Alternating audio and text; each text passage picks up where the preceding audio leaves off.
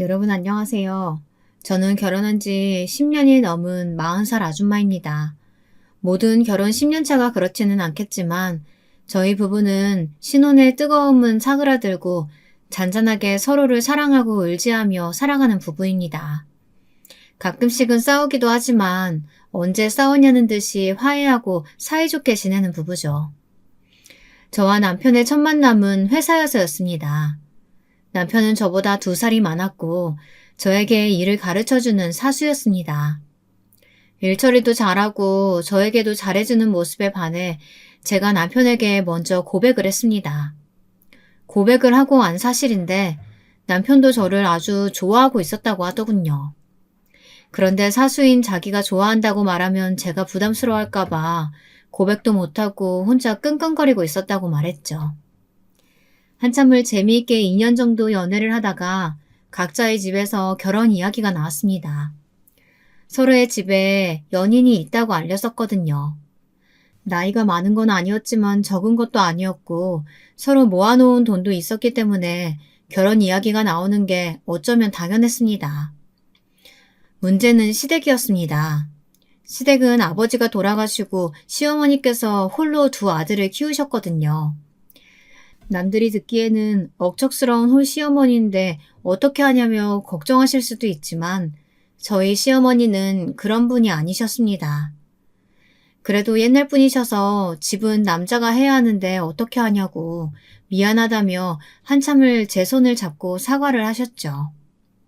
사실 저도 처음에 홀 시어머니라는 소리에 걱정도 많이 됐었는데 시어머니의 그런 모습에 걱정도 싹 사라졌습니다. 결혼하고 나서도 시어머니의 성품은 어디 가지 않았어요. 결혼 전만 해도 걱정하던 친구들도 이제는 제가 아주 시집 잘 갔다고 부러워하거든요. 심지어 저희 시어머니께서는 저를 얼마나 귀하게 여기시는지 양가 부모님을 모시고 한 상견례 자리에서도 확연히 알 수 있을 정도였습니다. 주거니 받거니 하면서 오고 가는 칭찬 속에 저와 남편은 평소에 저희가 들을 수 없는 칭찬들에 조금 부끄러워졌지만 이 모든 게 저희 부모님들께서 저희를 귀하게 생각하시는 마음이 깃들어 있다는 걸 알아서 쑥스러웠지만 참 좋았습니다. 남편에게는 남편과 4살 차이 나는 남동생이 한 명 있었는데요. 그러니까 저에게는 도련님이신 거죠. 저희 도련님은 시어머니를 닮아서 그런지 사람이 아주 좋은 사람입니다. 안 좋은 일을 당해도 그럴 수 있죠 하며 넘어가는 사람이죠. 하루는 저와 남편 도련님 이렇게 시어머니께 가는 길이었습니다. 하필 그날 남편 차가 고장나서 차를 수리점에 맡기고 도련님이 데리러 와주신 날이었죠. 서로 이런저런 이야기를 하며 시어머니 댁으로 가고 있는데 커다란 봉고차 한 대가 저희 차 앞으로 끼어드는 게 아니겠어요? 도련님이 조금만 브레이크를 늦게 밟았다면 저희 모두 큰 사고를 당했겠죠. 이거 당장 신고해야 되는 거 아니에요? 도련님이 조금만 늦었다면 우리 모두 교통사고 날 뻔했잖아요. 그래, 이거 블랙박스 녹화되는 거지? 어쩜 저렇게 위험하게 운전을 하고 그러냐? 저 봉고차 운전자 술 마시고 음주운전하는 거 아니야? 그러지 않고서야 이렇게 끼어든다고? 저와 남편은 당장이라도 신고해야 한다며 화를 냈지만 정작 운전을 하고 있던 도련님은 화가 잔뜩 난 저희를 말리면서 이렇게 대답하시더군요. 형수님 진정하세요. 저 사람도 무슨 사정이 있었겠죠. 우리도 급한 일 생기면 저렇게 될 수 있어요. 그러니까 이번 한 번만 우리가 넘어갑시다. 그렇게 열내지 마시고 진정하세요. 저는 도련님의 이런 말에 속으로 이렇게 생각했죠. 세상에 뭐 이런 사람이 다 있지? 하고 말이에요. 어쨌든 도련님께 그런 말을 들었으니 저희 부부는 더 이상 봉고차에 대해서 별다른 말을 하지 않고 시어머니 댁으로 향했습니다. 나중에 남편에게 물어보니 도련님은 원래 이런 성격이라고 하더군요. 도련님 말이야, 원래 그런 성격이신 거야? 아니면 우리가 너무 화내니까 우리 부부 달래려고 그러신 건가? 재환이? 재환이 원래 그런 성격이야. 우리 어렸을 때 엄마가 학교 끝나고 오는 길에 아이스크림 하나씩 사 먹고 오라고 각자 용돈을 주셨거든. 그때 걔가 4학년이었는데 하기하고 집에 가는 길에 같이 가던 친구들이 한 입씩 달라고 하니까 그걸 다 줘버렸나 봐. 정작 재환이는 아이스크림도 못 먹고 집에 왔다는 거야. 내가 그 말을 듣고 어이가 없어서 왜 친구들 다 줬냐고 물어봤더니 걔가 뭐라고 그랬는 줄 알아? 뭐라고 그랬는데? 내가 먹으면 친구들도 먹고 싶어 하잖아. 사이좋게 돌아가면서 먹으려고 했는데 아이스크림이 좀 작았나 봐. 좋은 게 좋은 거지. 이러면서 어깨를 으쓱거리는 거야. 뭐? 초등학교 4학년이 좋은 게 좋은 거라고 그랬다고? 세상에. 도련님은 거기서 그치지 않았습니다. 하루는 도련님이 혼자 사는 동네 근처에 남편과 제가 일이 생겨 가게 되었는데요. 마침 근처에 도련님 아파트가 있으니 가서 비어있을 냉장고 좀 채워주고 고기도 같이 먹기로 하고 장을 바리바리 싸들고 왔습니다. 도련님이 아직 퇴근 전이라서 집 비밀번호를 물어봐서 열고 들어갔죠. 평소 성격대로 깔끔한 집에 냉장고를 열어보니 시어머니께서 챙겨준 반찬통이 전부였습니다. 저와 남편은 대형마트에서 사온 음식들을 정리해서 놓고 간단하게 밑반찬과 된장찌개를 끓이고 있는데 갑자기 위에서 우당탕탕하는 발소리가 들리는 거 아니겠어요? 세상에 층간소음이라니. 저랑 남편은 우선 참기로 했습니다. 시간을 확인하니 이제 막 퇴근한 사람이 움직이다 보니 그런 소리가 나는 거라고 생각했거든요. 하지만 저희 생각과는 다르게 그 소음이 점점 커지고 길어지더니 어느 순간 시간을 보니 벌써 30분이 지나 있더군요. 참다 참지 못한 제 남편이 올라가서 위에 주의를 줬지만 10분 만에 다시 시끄러워지는 위층에 때마침 들어온 도련님을 붙잡고 이게 무슨 일인지 물었습니다. 아, 위층이요? 위에 아이들을 키우고 있어서 그런 거라고 하더라고요. 요즘 같은 날씨에 그 애들 어디 가서 뛰어놀겠어요. 저도 처음에는 좀 힘들긴 했는데 이제는 적응돼서 괜찮아요. 이러는 거 아니겠어요? 요즘같이 층간소음에 예민한 시대를 살아가는 사람들 틈바구니에서 이런 사람이 있다니.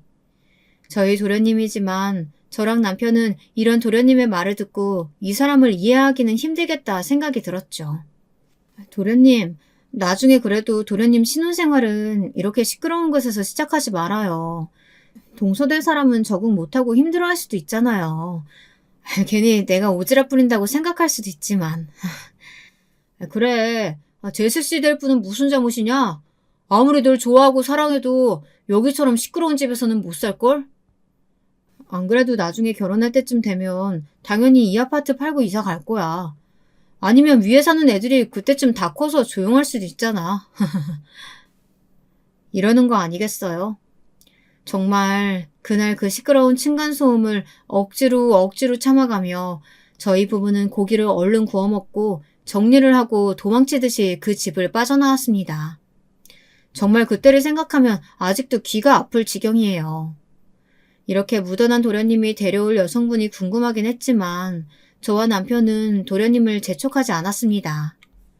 시어머니도 도련님에게 여자친구는 있냐, 결혼은 안 할 거냐 이렇게 재촉을 안 하시는데 저희 부부가 도련님을 재촉하면 좀 이상하잖아요. 게다가 결혼을 하고 약 6개월 정도 신혼생활을 즐기던 때에 제 뱃속에 아기가 뿅하니 생겨서 도련님의 결혼 이야기는 흐지부지 됐죠. 태교 중에 도련님에게 사귀는 여자친구가 생겼다는 말을 들었지만 얼마 안 가서 헤어졌다는 말을 들은 뒤로는 저는 제 태교에 몰두하느라 정신이 없었거든요. 생전 처음 듣던 뱃속 아기의 심장소리가 얼마나 우렁차던지 저와 남편은 그 심장소리를 아직도 핸드폰에 가지고 다닐 정도입니다. 뱃속에서 콩콩거리는 심장소리를 내던 작은 아이는 달수를 꽉 채우고 건강하게 태어나 벌써 9살짜리 남자아이가 되었습니다. 저희 집 꼬맹이는 노는 거 좋아하고 게임 좋아하는 어디에서나 흔하게 볼 수 있는 평범한 아이입니다. 그래도 공부는 곧잘 하는 것 같아서 원하는 학원 있으면 보내주고 있어요.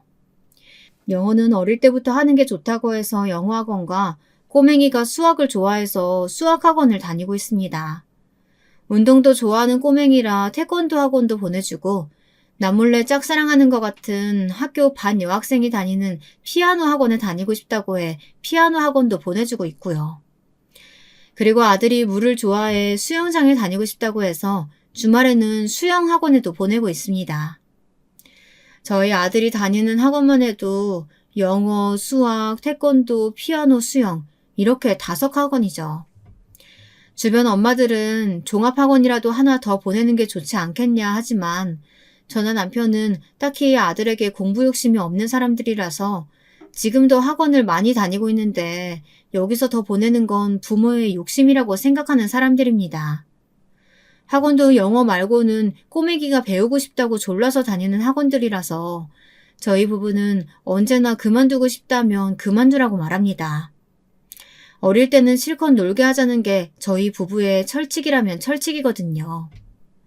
사실 꼬맹이가 다니는 학원비가 만만치 않아서 저도 다시 일을 시작할까 했었는데요. 운 좋게 저희 아버지가 가지고 있던 땅 몇 곳이 재개발에 들어가게 되면서 엄청난 토지 보상금을 받게 되었습니다. 저희 아버지는 그 돈으로 아파트 상가와 아파트 2채를 사 유산이라고 말씀하시면서 제 앞으로 증여를 해주셨습니다. 아빠, 나 필요 없어요. 이 돈 엄마랑 아빠 노후 자금으로 쓰셔야죠. 아이고, 됐어. 너 이만큼 해줄 돈은 있으니까 그냥 받아. 말이 너한테 주는 거지. 그거 다 우리 똥강아지한테 주는 거야.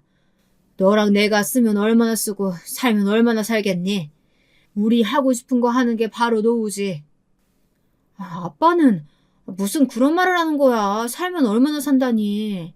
우리 집 꼬맹이 무럭무럭 잘해서 증손주 낳을 때까지는 살아야죠. 아이고, 됐어. 너는 무슨 그런 소리를 해. 나는 딱 건강하고 행복하게 재미있게 살다가 이때다 싶을 때 갈 거니까 그런 무서운 소리 하지도 마. 증여라는 소리에 놀라 친정집으로 한 걸음에 달려가니 엄마랑 아빠가 하는 소리에 놀라 얼른 맞받아 쳤습니다. 그러자 적당히 살고 가는 게 인간의 가장 큰 행복이라고 말하는 엄마와 아빠의 말에 괜히 마음이 울컥하더군요. 평생을 함께할 수 없다는 걸 알고 있었지만 부모님께서 그런 식으로 말씀하시니까 괜히 더 울컥하더라고요. 누가 툭 치면 눈물이 주르륵 흐를 것 같았습니다. 그런 제 마음을 아시는지 모르시는지 엄마와 아빠께서는 그냥 줄 때 받으라고 하시면서 커다란 대봉투를 주셨습니다. 그 안에는 저에게 주시겠다고 하셨던 아파트 상가와 아파트 2채에 관한 문서가 들어있었고요. 잘 가지고 있다가 우리 똥강아지 키울 때 요긴하게 쓰라고 주는 거야. 알았지? 여기서 들어오는 돈으로 너랑 김서방도 맛있는 거 사 먹고. 돈이 다가 아니라는 말이 있지만 요즘 같은 시대를 보면 돈이 없으면 안 되는 시대인 거야. 그래, 엄마랑 아빠랑 너랑 김서방 어디 가서 무시받지 말고 살라고 주는 거니까 너 무시하는 사람 있어도 당당하게 허리 펴고 따질 일 있고 억울할 일 있어도 돈이 없어서 억울한 일 많아질 세상이야. 돈 때문에 약해지지 말라고 주는 거니까 욕이 나겠어. 알았어? 저는 아빠와 엄마의 말에 알겠다고 고개를 끄덕이면서 어느 순간 늙어버린 엄마와 아빠를 꼭 안아드렸습니다. 그날 집으로 돌아가서 저는 남편 앞에 그 서류를 내놓으며 말했습니다. 엄마 아빠가 우리 꼬맹이 키우는데 요긴하게 쓰라고 주신 거야. 이거 어떻게 하면 좋을까? 장인 장모님께서? 남편은 한참을 서류가 담긴 대봉투를 쳐다보다가 그걸 제품에 안겨주며 말했습니다. 이건 당신 거니까 당신이 알아서 해. 당신이랑 내가 아무리 부부라고 해도 이런 건 비밀로 하는 게 좋아. 내가 어느 날 도박에 빠져서 이거 훔쳐서 달아나면 어떻게 하려고 그래? 아니, 당신은 무슨 그런 말을 해. 장난치듯 웃으며 말하는 남편의 말에 무슨 말을 하냐며 흘기듯 쏘아보자 남편이 하하하 웃으며 저를 품에 꼭 안아주며 말했습니다. 말이 그렇다는 거지, 말이. 장인 장모님께서 주신 당신 선물이니까 굳이 나한테 말 안 해도 괜찮아. 이건 장인 장모님이 당신이랑 우리 집 꼬맹이 생각해서 주신 선물이잖아. 그러니까 당신 마음대로 하는 게 맞지. 됐거든. 우리 엄마랑 아빠가 당신한테도 주신 선물이야. 그러니까 나는 이 선물 당신이랑 공유할 이유가 있다고. 그럼 더더욱 당신이 가지고 있어야지. 어차피 나는 지금 당장 로또 당첨이 된다고 하더라도 그 돈 모두 당신한테 주고 회사 열심히 다니면서 당신한테 용돈 받아 살 거거든. 그러니까 그거 당신 모두 관리하다가 월세 들어오면 나중에 나 맛있는 거나 하나 사줘. 이렇게 말하는 남편이 얼마나 고맙고 귀엽단지. 저는 알겠다고 말하며 저를 위해 말해주는 남편을 꼭 끌어안아 주었습니다. 저희 아들이 10살이 되던 해 도련님이 드디어 결혼할 여자친구를 데려왔습니다. 슬슬 시어머니께서 결혼은 안 하는 거냐며 이야기를 꺼내실 때쯤 데려온 동서라서 저희 부부도 시어머니도 양팔 벌려 환영했죠. 저희 도련님이 어디든 빠지지 않는 사람인데 지금까지 결혼할 사람이 없다는 게 도리어 이상하다고 생각하던 참이었거든요. 아무튼 도련님은 저희 부부에게 먼저 여자친구를 소개시켜주고 싶다고 해서 저와 남편은 아들을 친정에 맡기고 식사를 하러 레스토랑으로 향했습니다. 형수님, 여기에요. 어쩜 주차를 하다가 타이밍 좋게 만난 도련님 커플과 저희 부부는 어색하게 인사를 하고 레스토랑으로 향했습니다. 이 레스토랑은 도련님이 여자친구를 소개시켜준단 말에 우리가 맛있는 걸 사겠다고 하면서 힘들게 예약한 유명한 레스토랑이었습니다. 어머, 여기 아주 유명한 곳 아니에요? 자리에 앉자마자 웃으며 말하는 동서의 말에 도련님이 냉큼 고개를 끄덕이며 말하더군요. 맞아. 여기 우리 형이랑 형수님이 당신 본다고 하니까 좋고 맛있는 거 사주고 싶다고 하면서 어렵게 예약한 곳이야. 그러니까 우리 맛있게 먹자. 알았지?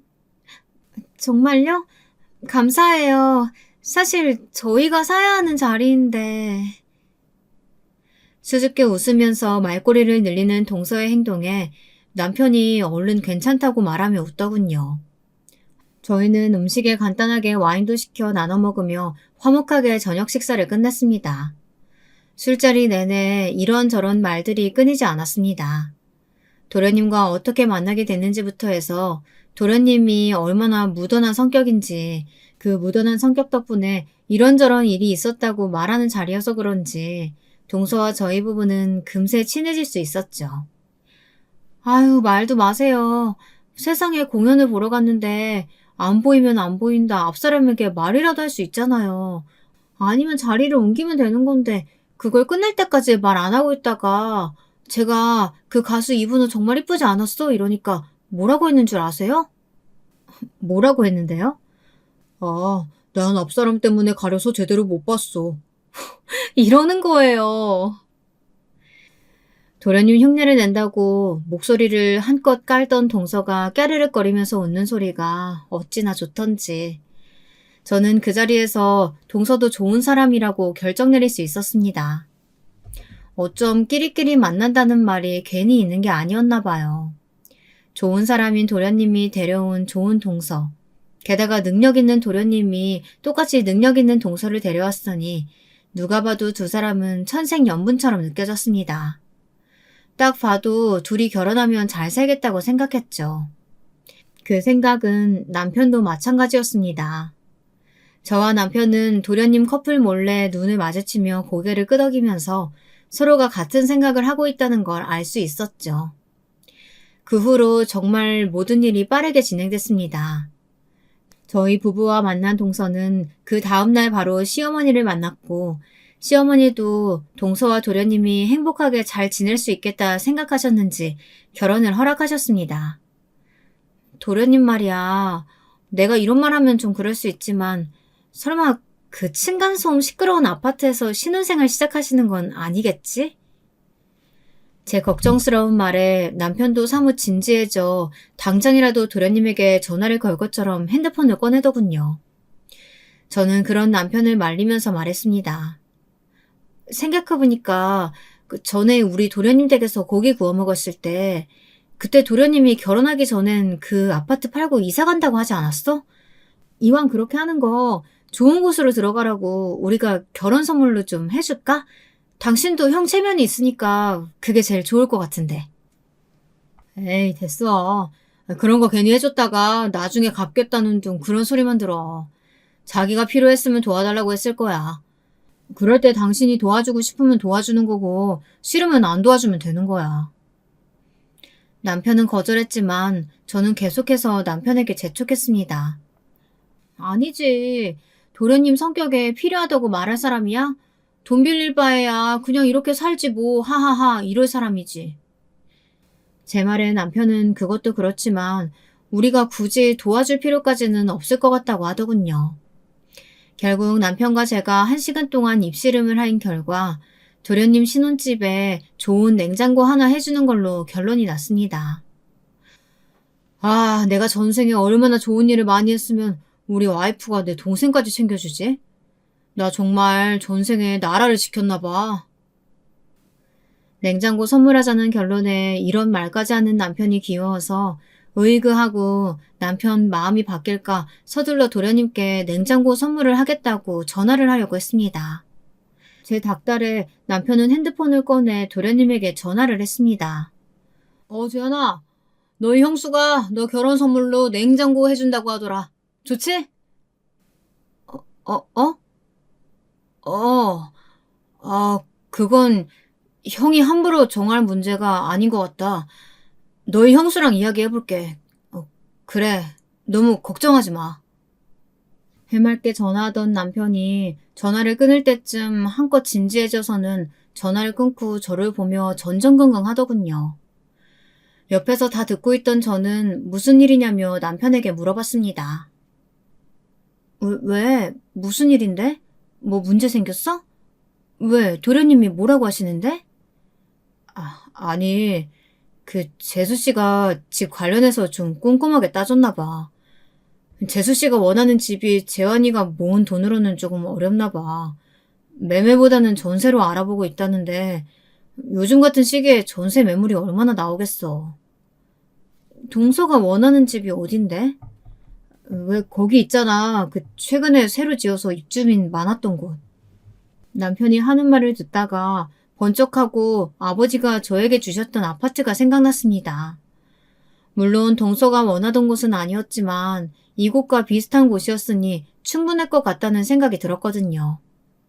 마침 그곳도 전에 살던 세입자가 나가 공실이었기 때문에 저는 고민 없이 바로 남편에게 말했습니다. 아빠가 준 아파트, 마침 거기도 전에 계시던 세입자분이 나가셔서 공실이잖아. 물론 동서가 원하는 아파트는 아니지만 그쪽도 충분히 괜찮지 않을까? 당신 생각은 어때? 나야 너무 좋지만 당신 월세로 그 집 내놓지 않았어? 재환이는 전세 찾고 있는데 그 집 전세로 돌리면 너무 아깝지 않겠어? 저는 남편의 말에 고개를 끄덕이며 대신이라는 조건을 달았습니다. 도련님이니까 괜찮아. 대신 당신 아는 사람이 내놓은 전세라고만 하자.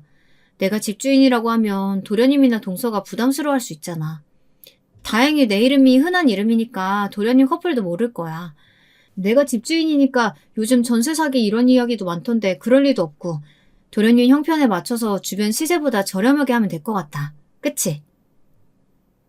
제 말에 남편은 저를 꼭 끌어안아주며 고맙다고 이야기했습니다. 진짜 고마워, 자기야. 정말 고마워. 말로만 그러지 말고 알면 나랑 우리 꼬맹이한테 더 잘하란 말이야. 괜히 툴툴거리며 남편에게 말했지만 남편은 그런 제 툴툴거림에도 저를 꼭 안아주었습니다. 그 다음날 남편은 아무렇지 않은 척 도련님께 전화를 해 아는 지인이 전세를 시세보다 저렴한 가격에 준다고 했으니 동서를 데리고 다녀오라고 말했습니다. 그 주 주말 바로 다녀온 도련님 커플도 바로 계약하고 싶다고 했더군요. 저는 친하게 지내던 그 동네 부동산 이모에게 전화를 걸어 그 집에 대한 대리인 위임장을 작성해 보내드렸고 도련님 커플은 일사천리로 그 아파트를 계약했습니다. 집이 생기자 도련님과 동서의 결혼식은 엄청 빠른 속도로 진행되었습니다. 도련님이 적은 나이는 아니었고 동서도 적은 나이가 아니었으니 오히려 빠른 속도로 이루어지는 결혼에 양가 모두 환영이었죠. 저희 부부는 전셋집에 관련해서는 모른 척을 하며 결혼 선물이라고 좋은 냉장고도 선물로 보내주었습니다. 선물을 보내드리자마자 도련님께 감사하다고 전화도 왔고요. 형 덕분에 이렇게 좋은 집 얻었는데, 이렇게 비싼 냉장고까지 선물해 주셔서 정말 감사해요, 형수님. 에이, 그런 소리 하지 말아요. 하나뿐인 도련님이 결혼하시는데 형수님으로서 이 정도는 해줄 수 있죠. 그럼 섭섭한 소리 하지 마세요. 알았죠? 그런 제 말에도 도련님은 연신 고맙다고 말했고, 그렇게 고마우면 나중에 집들이에서 맛있는 거 많이 해달라고 이야기를 했습니다. 도련님도 당연히 친구들보다 양가 부모님 먼저 모시고 집들이를 할 거라고 하더군요. 도련님이 저에게 먼저 통화를 하고 남편에게도 전화를 했다고 합니다. 형, 진짜 고마워. 나 형 덕분에 좋은 집 주변 시세보다 싸게 들어왔어. 와이프도 너무 좋아하더라. 그래, 그래. 그 집 깨끗하게 잘 쓰고 나갈 때는 집 매매해서 나가. 그 전에 살던 세입자가 거기서 일 잘 풀려서 집 사가지고 나갔다고 하더라. 그래야지. 나도 벌고 와이프도 벌고 있으니까 이거보다 더 좋은 집 사서 나갈 거야. 이런 도련님 커플의 다짐을 남편에게 전해 들으니 저희 부부의 신혼초 모습이 생각나더군요. 남편과 저는 얼른 도련님 커플이 도련님 부부가 되는 날을 손꼽아 기다렸습니다. 하루는 길고 1년은 짧다는 말이 괜히 있는 게 아닌 듯 시간은 흘러 도련님 커플의 결혼식이 성공적으로 마무리되고 도련님은 이제 서방님이 되었습니다. 부부가 된 두 사람은 신혼여행을 다녀와 잠시 시간을 갖고 시어머니와 저희 부부를 신혼집에 초대했습니다. 저는 직장도 다니고 있는 동서가 요리하는 게 힘들까봐 미리 가서 도와줄까 하다가 제가 가서 옆에서 거들면 오히려 부담될까 그냥 음식을 좀 해가는 게 좋을 것 같다는 생각이 들었어요. 동서는 아직 시댁에서 한 번도 제대로 된 식사를 한 적이 없어서 시어머니께서 뭘 좋아하시는지 모르니까요. 제가 시어머니가 좋아하시는 잡채랑 갈비찜을 했습니다. 마침 일찍 퇴근한 남편과 함께 저희 친정의 아들을 맡기고 서방님 부부의 신혼집으로 향했습니다. 차를 타고 신혼집으로 가는 내내 동서랑 시어머니 생각해서 음식 해가는 사람은 저밖에 없을 거라고 남편이 얼마나 칭찬을 하던지 얼른 도착해서 남편 차를 탈출하고 싶을 정도였습니다. 우리 여보는 진짜 최고야. 아들 보면서 재수 씨랑 우리 엄마 생각까지 하다니.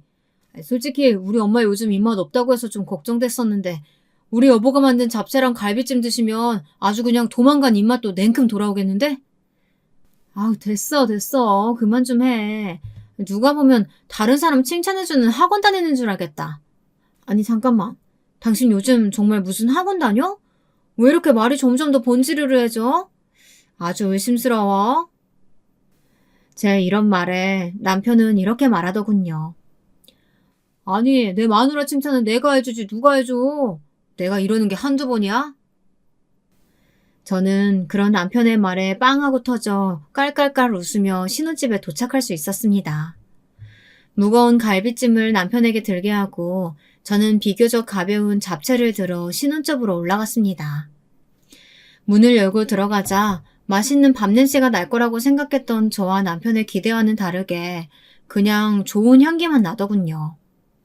저랑 남편은 약간 어리둥절해져 문을 열어준 서방님을 쳐다봤는데 서방님이 한심을 내쉬며 우선 들어오라고 했습니다.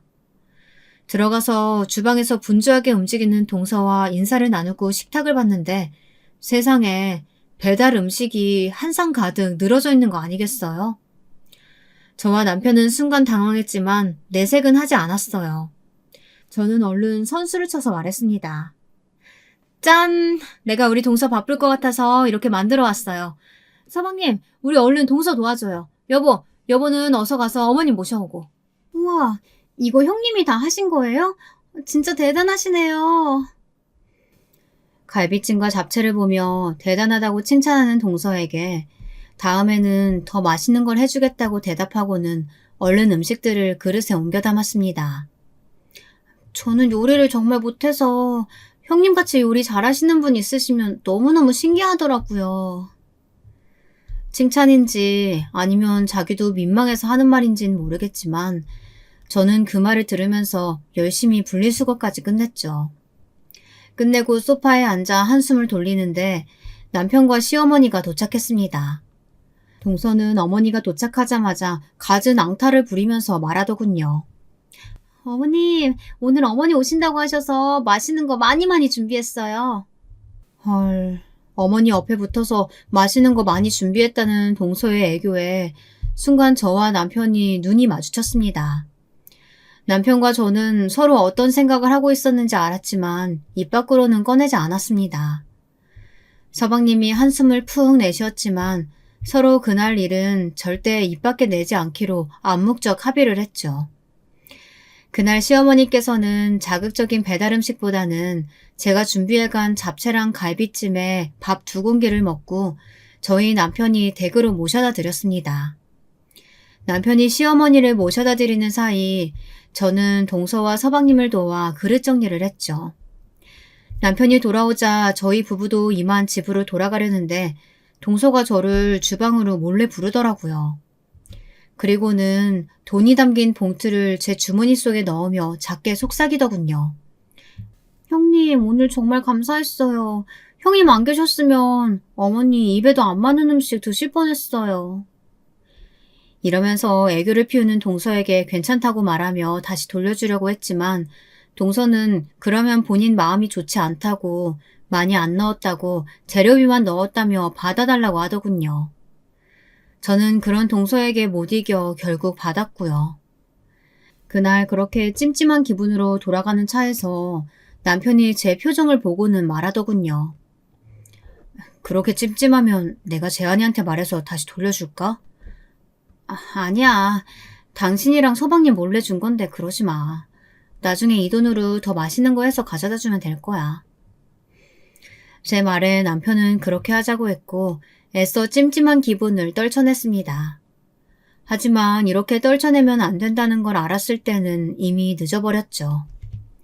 하루는 동서가 급한 일이라고 그래서 아들을 친정에 맡기고 서방님네 신혼집으로 향했는데요. 고기며 야채며 바리바리 사다 놓은 동서가 그 가운데에서 저를 보며 울상이지 않겠어요? 어머, 동서, 이게 다 뭐야? 형님, 저 좀 도와주세요. 저번에 형님이 만들어주신 갈비찜이 너무너무 맛있어서 저희 부모님께도 해드리고 싶어서 이렇게 잔뜩 사왔는데 어떻게 해야 될지 모르겠어요. 이러면서 우는 소리를 하는 게 아니겠어요. 그런 동서를 차마 외면할 수 없어서 동서가 장바온 그대로 갈비찜을 해줬습니다. 처음에 동서가 옆에서 도와주겠다며 이리저리 돌아다니다가 과일 깎으라고 준 과도에 손가락이 베었다며 징징거리길래 그냥 식탁에 앉아서 이야기 상대나 해달라고 했죠. 그날도 갈비찜을 만들고 가는 저에게 돈 봉투를 쥐어주는 동서의 모습에 제 기분이 점점 이상해져 갔습니다. 남편에게도 이 이야기를 했더니 재수씨 그렇게 안 봤는데 이상한 사람이라며 같이 기분 나빠해 주더군요. 재수씨 정말 그렇게 안 봤는데 좀 이상한 사람이네. 당신이 잘해준다고 해도 자기보다 윗사람인데 윗사람을 부려먹어? 이거 내가 재환이한테 말해볼까? 아니야. 그러지 마. 괜히 당신이랑 서방님 사이만 나빠져. 이제 안 가면 되는 거니까 괜찮을 거야. 근데 동서 돈 진짜 많나 봐. 어떻게 수고비라고 30만 원, 50만 원씩 톡톡 줄 수가 있지? 재환이 말로는 하고 있는 일이 잘 된다고 하더라. 무슨 샵 같은 거 한다고 했던 것 같은데 직원들도 좀 있나 봐. 연봉이 1억 정도 된다고 하더라고. 근데 그 샵 주소가 좀 익숙하더라고. 아무튼 아무리 자기가 돈 많이 번다고 그래도 그렇지 어떻게 당신을 부려먹을 생각을 하냐. 점점 더 마음에 안 드네. 저는 괜히 남편 기분만 상한 것 같아서 괜찮다고 말하며 덧붙였습니다. 이제 그럴 일 없어. 동서가 불러도 안 갈 거니까. 괜찮아. 하지만 일은 뜻밖의 다른 곳에서 발생했습니다. 그날은 시아버지 제사가 있던 날이었습니다. 시어머니께서 젊은 시절 맛있는 거 못 먹고 돌아가신 시아버지가 안타까워 생전 좋아하시던 음식들을 돌아가신 날 하나둘씩 올린 게 어느 날 보니 제사라고 부르게 됐죠. 시어머니께서는 매일 본인 마음 편하자고 하는 일이니 올 필요 없다고 말씀하셨지만 좋은 시어머니와 좋은 남편 덕분인지 시집살이 한 번 없던 저였기에 시어머니 도와드릴 일이 있으면 친정의 아들을 맡기고 흔쾌히 가서 준비를 도와드렸죠. 서방님도 이번엔 동서를 데리고 갈 거니까 시어머님 댁에서 보자며 남편을 통해 말을 전하더군요. 저는 동서가 오든 말든 상관없지만 서방님 결혼하고 첫 시아버지 제사라 그런지 서방님이 꼭 갈 거니까 같이 준비하자고 하길래 알았다고 했습니다. 그러곤 집에서 음식 몇 가지만 준비했습니다. 손 많이 가는 것들만 가져가기로 하고 잡채와 갈비찜 그리고 시아버지가 생전에 전을 좋아하셨다고 해서 전만 먹을 만큼 해서 가져갔죠. 시댁에 도착해서 서방님을 기다리는데 서방님과 동서가 아무리 기다려도 도착을 하지 않는 거예요. 이게 무슨 일인가 싶어 서방님에게 전화도 해봤지만 받지 않더군요. 바깥이 어둑어둑해졌는데도 오지 않은 서방님 부부에 결국 저와 남편 시어머니는 더 이상 서방님을 기다리지 않고 시아버지 제사를 지냈습니다. 제가 준비해간 음식들을 다시 따뜻하게 데우고 어머니께서 준비하신 떡이며 이런 것들을 올리고 간단하게 제사를 끝내고는 셋이서 둘러앉아 늦은 저녁을 먹었죠. 그날 제사가 끝나고 돌아가는 남편의 차 안에서 동서에게서 온 뜻밖의 문자에 머리 끝까지 화가 치밀어 올랐습니다. 형님, 제가 일당 100으로 보냈어요. 수고하셨어요. 앞으로도 이런 일 생기면 수고해줘요. 세상에, 이건 저를 거지 취급한 거 아닌가요? 아무리 저를 얕잡아봐도 그렇지 어쩜 이런 식으로 문자만 보낼 수 있죠? 저는 부글부글 끓어오르는 속을 다스리지 못하고 운전 중이던 남편에게 이것 보라며 문자를 보여줬습니다. 남편도 그 문자를 보고 어이가 없다면서 차를 갓길에 세우고 한참이나 제 핸드폰을 가져가 문자를 들여다봤습니다. 아무리 그래도 문자 안에 메시지가 달라지겠어요. 여전히 저를 마치 돈만 쥐어주면 뭐든지 다 하는 거지 취급하는 듯한 메시지는 그대로였죠. 남편은 남편대로 화가 나서 서방님에게 계속 전화를 했지만 서방님은 왜인지 모르게 계속 전화를 피했습니다. 동서에게도 전화를 했지만 받지 않았고요. 정말 제가 이 나이 먹고 이런 취급을 받을 거라고는 상상도 하지 못했었는데 저보다 나이도 어리고 손 아랫사람에게 이런 취급을 받으니 어떻게 해야 할지 모르겠더군요. 어떻게 운전을 했는지 모르겠지만 저와 남편은 서로 씩씩거리면서 집에 올라왔습니다. 뒤집어지는 속을 차가운 물로 진정시키고 저와 남편은 식탁에 마주 앉아 이걸 어떻게 해치워야 하나 고민을 했지만 딱히 떠오르는 건 없었습니다. 서방님이 걸리기도 했고요. 하지만 그렇게 전화했는데도 전화가 오지 않고 남편이 보낸 문자에도 읽고 답장이 없는 걸 보고 저는 한 가지 결론을 내렸습니다. 됐어. 내가 서방님 봐서라도 그냥 넘어가려고 했는데 아무래도 안 되겠어. 나를 돈으로 깔아뭉개려고 했으니까 나도 똑같이 해줄 거야. 눈에는 눈, 이에는 이. 저는 그 다음날 그동안 동서에게 받았던 돈을 모두 10,000원짜리 지폐로 찾아 동서의 가게를 향했습니다. 문을 열자 그곳에는 동서와 데스크에 어려 보이는 직원 하나가 있더군요.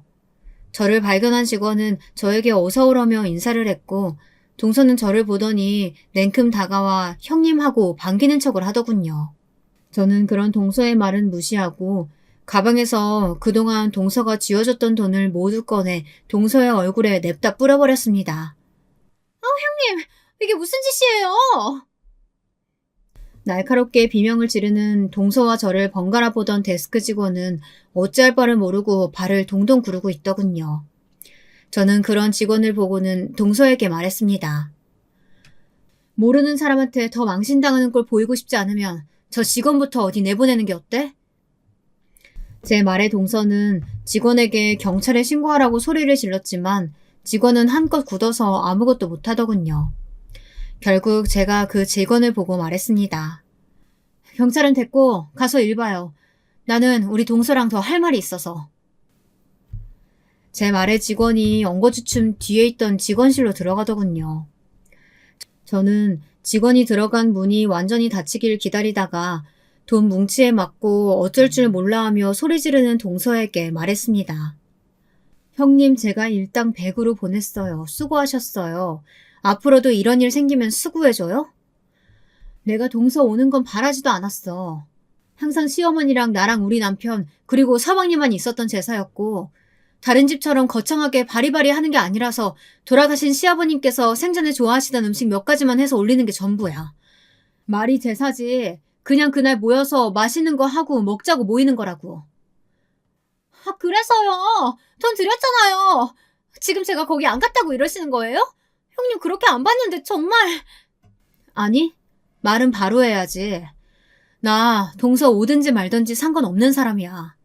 내가 화가 난 건 마치 거지에게 적선하듯이 돈 몇 푼 지어주고 그런 문자 받은 게 화가 나는 거라고.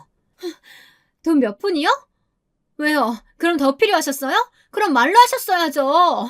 이렇게 남의 일터까지 찾아와서 횡피 부리시면 제가 돈을 더 드리겠냐고요. 집에서 살림만 하고 남편이 벌어오는 돈 쓰면서 사시더니 정신이 나가셨나 봐요? 돈 필요하면 말씀하세요. 더 드릴게요. 내가 참 어이가 없어서. 내가 돈 때문에 이러는 것 같아? 나도 돈 많아. 지금 동서 살고 있는 그 집, 그거 집주인이 나야. 그리고 동서 하고 있는 이 가게, 이 상가 건물주도 나고. 그렇습니다. 남편이 그때 이 가게 주소가 익숙하다고 했던 이유가 제가 그때 남편에게 보여줬던 서류 속 상가 건물의 주소와 같았기 때문이었거든요. 아이고, 네, 그러시겠죠.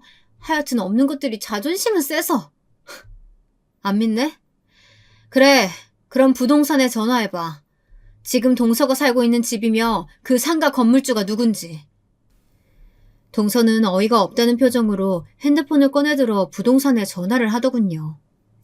곧이어 부동산에서 어떤 이야기를 들었는지 얼굴이 하얗게 질려가더군요. 그럴 리가 없는데? 그럴 리가... 그럴 리가 없기는 뭐가 그럴 리가 없어.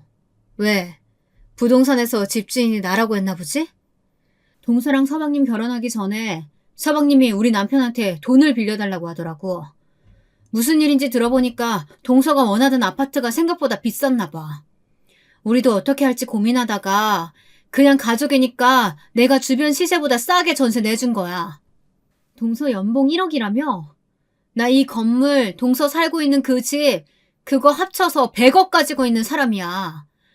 그런 내가 고작 동서가 힘들게 일해서 번 돈이 욕심이나 나겠어?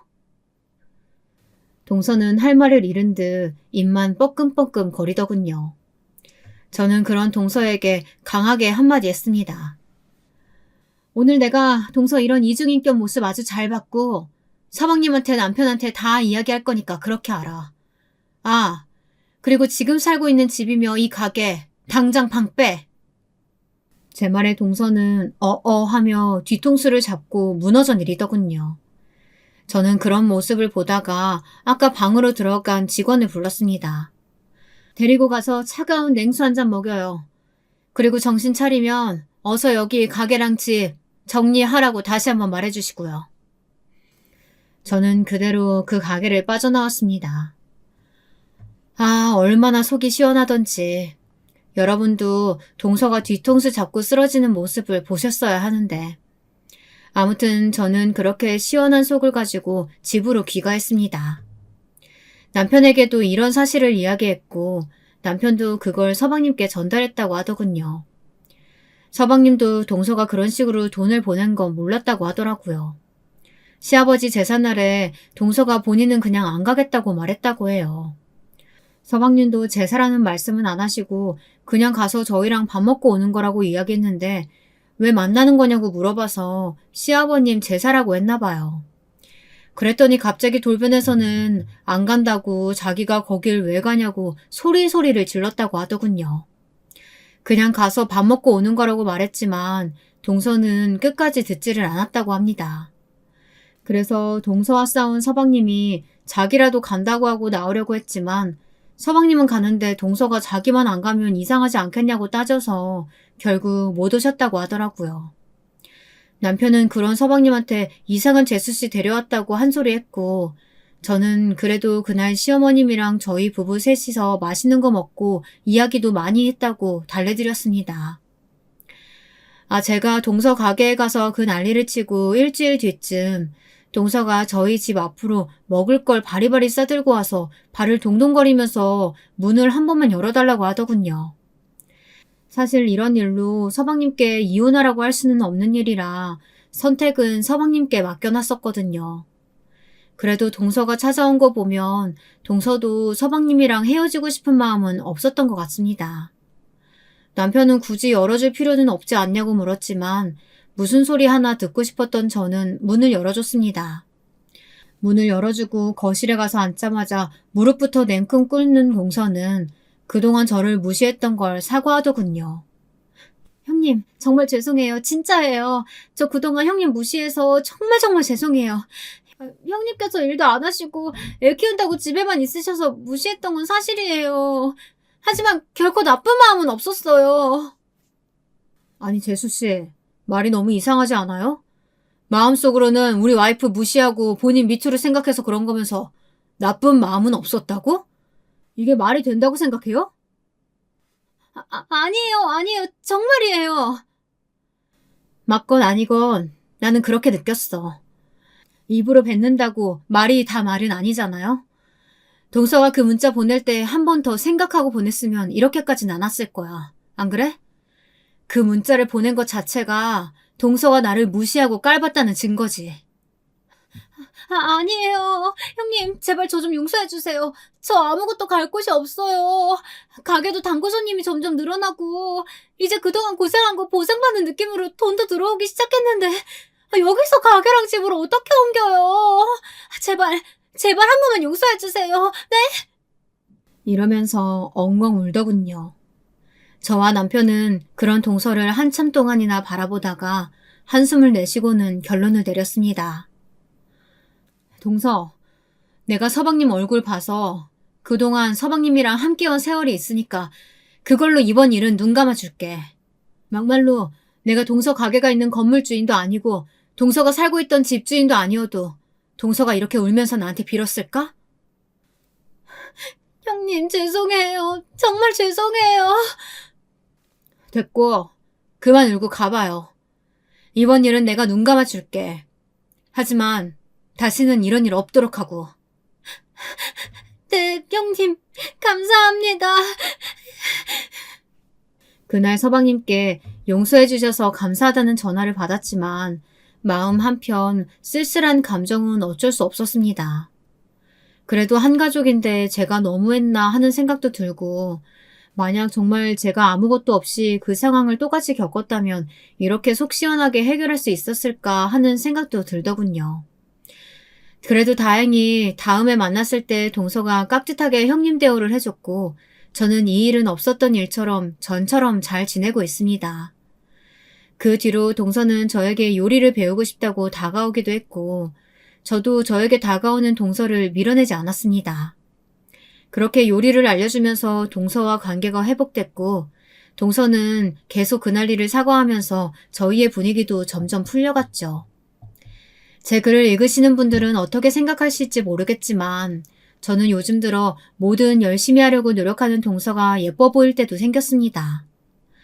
저번에는 제 생일이라고 저한테 배운 갈비찜을 들고 와서 먹어보라고 주는데 그때 느꼈습니다.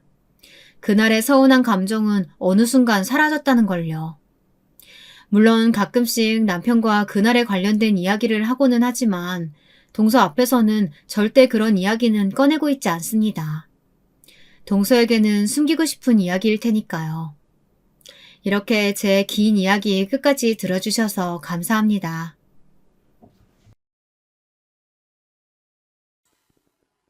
안녕하세요.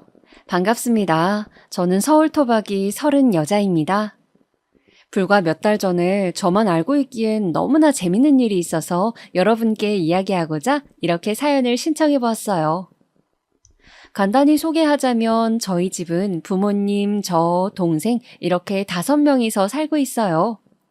경제적으로 매우 풍족하진 않지만 그래도 먹고 살 만큼 벌고 적당히 쓰고 싶은 만큼 쓰는 그런 평범한 가정이고요. 자랑할 거라곤 가족끼리 굉장히 돈독하다는 점 하나예요. 가족들 모두 워낙 활발하고 정이 많은 터라 서로의 연대도 끈끈한 편이거든요. 저는 엄마, 아빠, 동생 모두 자랑스러워요. 항상 각자의 일에 자신감을 갖고서 최선을 다해서 일궈낸 삶을 살고 있으니까요. 다만 저 같은 딸을 둔 건 안타깝지만 운이 없었던 것 같기도 해요. 20대까지만 해도 전 비혼주의자였습니다.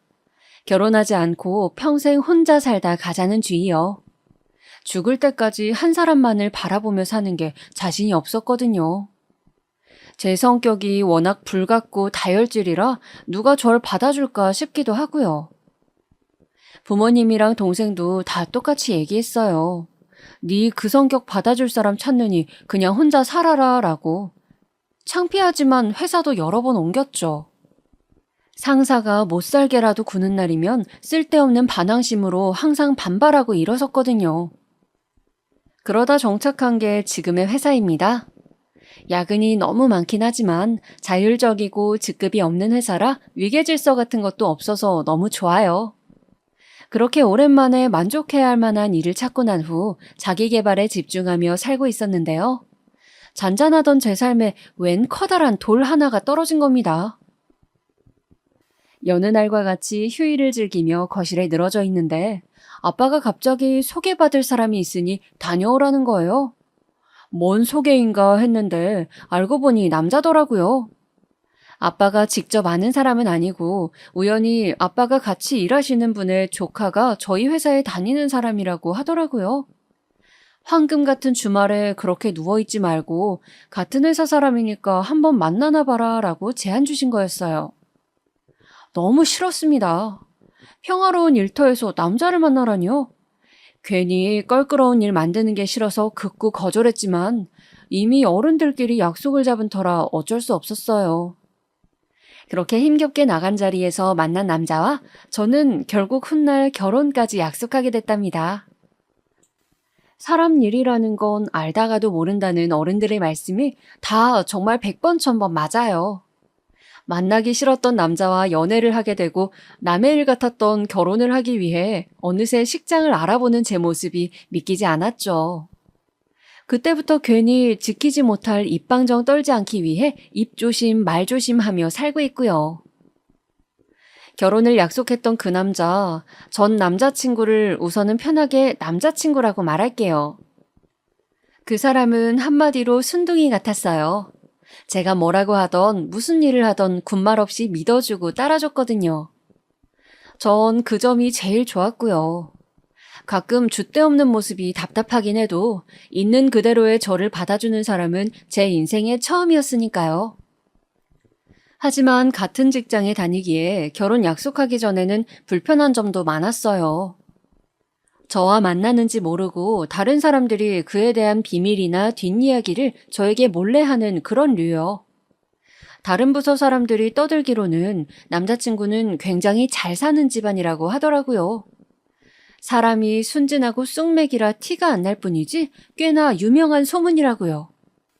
남자친구 집에 가거나 직접 얘기를 들은 적이 없어서 저조차 몰랐던 사실이지만 딱히 신경 쓰이진 않았죠.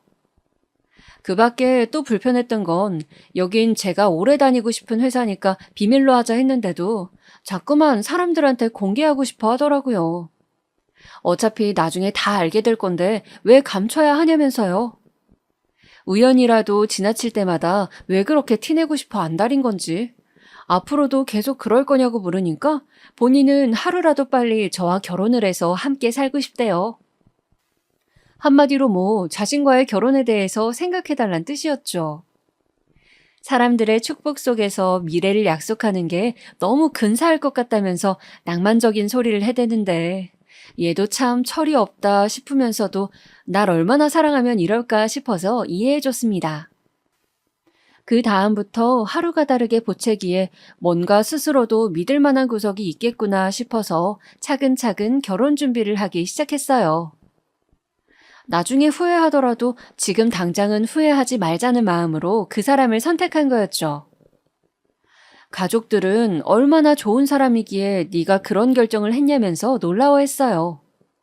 다들 어서 빨리 상견례하고 싶다며 들떠 있었는데 다 같이 만나는 일이 생각보다 어렵더라고요. 그쪽 아버지가 유명한 강사인데 너무 바쁘셔서 상견례 날짜를 잡지 못하고 있던 터라 최대한 우리끼리 할 수 있는 것부터 준비하기로 했어요. 그렇게 어쩌다 보니 날짜를 알아서 잡고 식장까지 알아본 후에 상견례를 하게 되었습니다. 그쪽 식구들은 겉보기엔 매우 교양이 넘치는 것처럼 보였어요. 예의 있고 고상한 딱 그런 느낌? 아버지는 입시 강사에 어머니는 피아니스트, 형은 유학 중이라니 처음 볼 땐 참 대단한 집안이다 싶었죠. 그쪽에서 먼저 예상만큼이나 거창한 소개를 늘어놓은 이후 저희 집안은 어떤 일을 하는지 소개할 순서가 되었어요. 아빠는 지금 환경미화원으로 일하고 있다 말씀하시고 이어서 엄마 일을 소개하려는데 그쪽 어른들이 잘못 들은 거냐는 표정으로 다시 되물으시더라고요. 네? 실례지만 방금 어떤 일이라고 하셨죠? 환경미화원 말이에요. 뭐가 잘못됐나요? 그런 건 아닙니다만 저는 공직자 자리에 계시다고 전해 들었거든요. 그것도 꽤나 높은. 제가 깜빡 속았나 봅니다. 저런 말을 한 적이 없는데 무슨 소린지 싶어서 남자친구를 쳐다보니 본인은 그런 적 없다는 듯 순진무구한 얼굴을 하고 있더라고요. 죄송한데 저는 남자친구한테 그런 이야기를 한 적이 없어서요. 아빠는 환경미화원으로 오랫동안 일해오셨고요. 알고 계시던 것과는 다르지만 속인 적은 없습니다. 그러니 속았다는 그 말씀은 조금 불편하네요. 그렇구나. 불편했다면 용서하렴. 조금 당황스럽긴 해서 말이야. 뭐랄까, 이렇게 실제로 하시는 분은 처음 보기도 했고 그래서. 아니, 살면서 환경미화원을 실제로 못 봤던 사람도 있을까요? 저렇게 당황하는 게 저로선 이해가 안 가더라고요. 당황했다고 하더라도 입 밖으로 꺼내는 것도요. 분명 그건 우리 집을 무시하고 깔보려는 의도였다는 게 확실했습니다. 이어서 나머지 가족들이 자기소개를 할 동안 그쪽 식구들은 충격에서 못 헤어나오겠다는 표정으로 가만히 듣고만 있었어요. 아빠도 이 같은 변화를 눈치채셨는지 어느새 말씀이 사라지셨고요. 엄마와 동생은 고개를 푹 숙이고 있더라고요. 하루라도 빨리 결혼을 서두르자던 사람들이 환경미화원이라는 말 하나에 갑자기 꿀먹은 벙어리가 된 게 기가 차더라고요. 아빠는 당신 직업에 누구보다 자부심을 갖고 계셨던 분이었는데 말이죠. 저는 참지 못하고 말씀 도중에 끼어들어 그쪽 부모님께 질문을 했습니다. 실례지만 아까 말씀하신 게 계속 마음에 걸려서요. 한 가지만 여쭤봐도 될까요? 혹시 환경미화원이 강사나 피아니스트보다 훨씬 안 좋은 일이라고 생각하시나요? 저는 최대한 정중히 물어봤다고 생각했는데 한순간 찬물을 끼얹은 듯 분위기가 가라앉았습니다. 아차 싶었지만 끼얹은 물을 주워 담을 수 있나요? 답을 기다리는데 앞에 있던 남자친구가 부족한 말솜씨로 부모님을 변호하기 시작했어요. 미경아, 진정해. 우리 부모님은 그냥 당황하신 거야. 자기 부모님을 비웃거나 비하하는 의도가 절대 아니었다고. 당황은 왜 하는데 당황해야 하는 지점이 대체 뭔데? 그래, 넌 애초에 왜 그런 거짓말을 한 거야? 난 공무원의 기억도 꺼낸 적이 없다고. 제 성난 불길이 남자친구로 번지자 아무 말 없던 시아버님이 나섰습니다. 의도와 다르게 제 질문이 오해를 산 것 같네요. 말씀하신 그런 뜻은 아니고 해당 직업이 일반적으로 경제적 여유 있다고 생각하긴 어려워서 그랬습니다. 아이들이 아직 어리니 아무래도 집에서 도움을 받아야 할 텐데 그 부분을 해결하실 수 있을까 하는 아주 작은 걱정 때문에요. 아니 이게 무슨 소리죠? 환경미화원이 경제적으로 어려울 거라니. 교양 있는 척 했지만 사실은 정말로 무지한 사람들이라는 걸 이때 알아차려야 했어요. 불같은 저는 또다시 참지 못하고 나서버렸네요. 환경미화원은 꼭 필요한 직업이기에 그만큼 벌이도 적지 않다는 것과 오랫동안 일하신 베테랑이기에 다른 사람들보다 훨씬 더 버는 것, 가족 수만큼 추가 수당도 있기에 아빠 혼자만 일해도 우리 가족 모두 잘 먹고 잘 살 수 있다는 이야기를 마음껏 쏟아냈어요. 그렇지만 제 이야기를 한 귀로 흘리는 듯한 그쪽 식구들을 보면서 도중에 깨달았습니다. 돈이 중요한 게 아니라 사실은 그런 직업을 가진 사람을 사돈으로 맺고 싶지 않다는 체면이 중요했던 거예요. 하지만 그걸 티낼 순 없으니 우회적으로 말한 거겠죠. 저는 제 입으로 아빠에게 한 번 더 상처를 준 것 같아서 왈칵 울고 싶은 마음뿐이었어요. 남자친구 가족들은 우선 이 결혼에 대해 조금 더 생각해보잔 말을 끝으로 일어섰습니다. 저희가 먼저 일어섰어야 했는데 그마저도 그쪽한테 진 기분이었네요. 그날 집으로 돌아가서 아빠가 조용히 저를 부르셨습니다.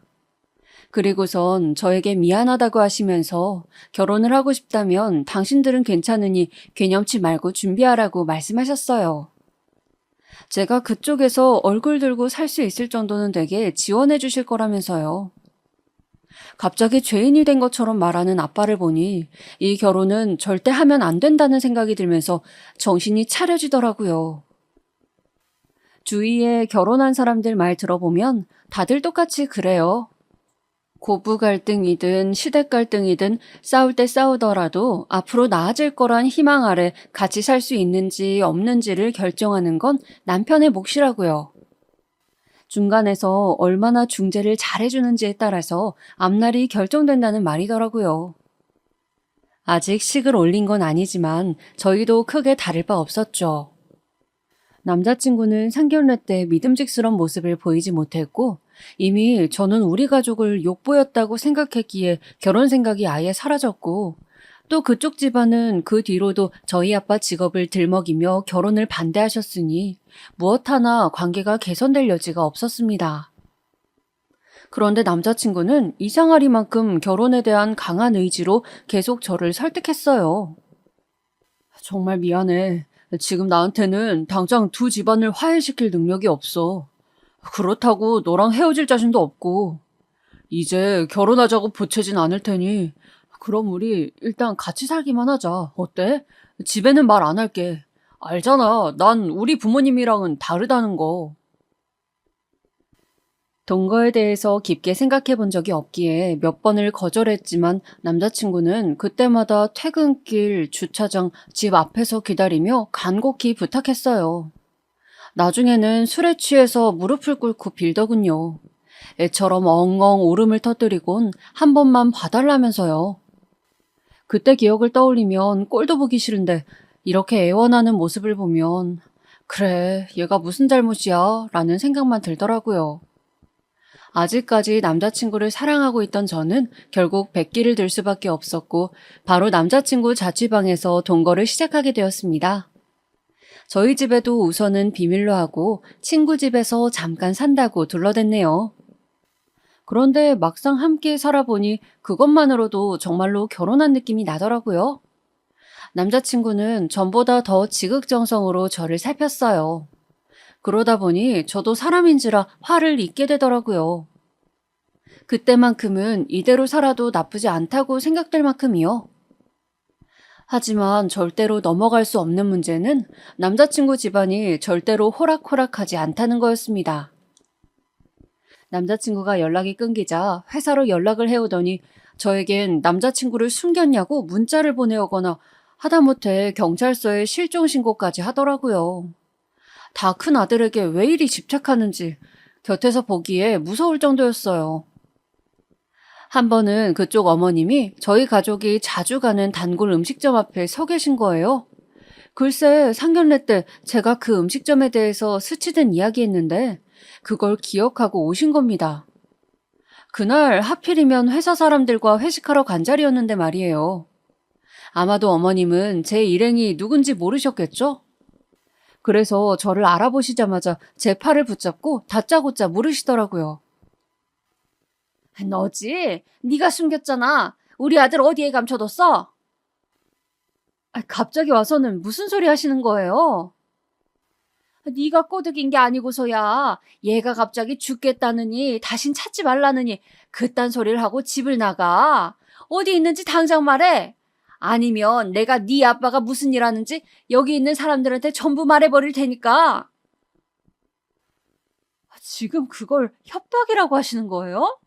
우리 아빠가 환경미화원인 게 흠집이라도 돼요? 말해요, 말해! 그리고 그쪽 아들 돌려보낼 테니까 이렇게 무례하게 찾아오지 마세요. 회사 사람들 앞에서 수모를 당한 것도 너무나 속상했지만 더 화나는 건 그쪽 집에서 자꾸만 아빠의 직업을 비하하는 거였어요.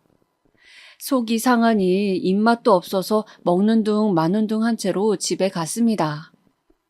그리고선 남자친구에게 이제 그만하자고, 이 결혼 없던 일로 하자고 울며 말했어요. 그러자 남자친구는 이제 더는 안 되겠다는 듯 처음으로 집안 이야기를 해주었습니다. 사실 본인 집은 소문처럼 잘 나가는 집안도 아니고 오히려 금전적으로 많이 시달리는 상황이라네요. 아버지는 입시 강사가 맞지만 코로나로 인해서 학생도 많이 줄었고 예전에 비해 나이가 들다 보니 경쟁력 있는 젊은 강사들에게 밀려나 강의를 따오기도 힘든 상태라고요. 피아니스트인 어머니도 다른 사람을 가르친 적이 없어서 레슨을 할 수도 없고 쇼를 열기엔 알아주는 이가 없어서 유명무실한 직업일 뿐이었습니다.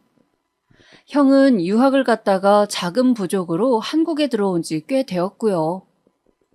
돈 들어올 구멍은 막혔어도 다들 자존심은 세서 쓸데없이 따지고 재는 거라고 자신도 이해하지 못하겠다는 남자친구의 말을 들으니 어느 정도 상황이 이해는 갔습니다.